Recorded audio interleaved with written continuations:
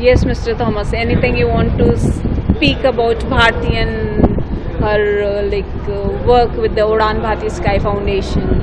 Yes, I think it's a pleasure to meet you again here at this wonderful conference of the Jains working for non-violence. And I think we've discussed there's a difference of approach needed here for the younger generation particularly, because the Jains have this tradition of coming across as very judgmental and not being in favour of this, not being in favour of that, and like putting all these rules on people. And I think young people in India, they want liberation from those restrictions. And so I think we have to package the notion of virtue in a new way, in a more positive way. I mean, the outcome is the same: enlightenment, liberation from suffering, from false desire. But the message has to be subtly changed so that it becomes a positive message. That I'm here to help free your mind, I'm here to help free your potential as a human being.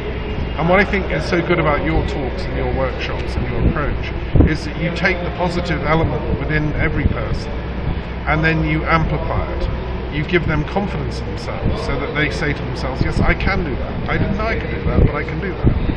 And you give them a self-belief which is, I think, the secret of peace. We as a planet need to have this message that we can make peace.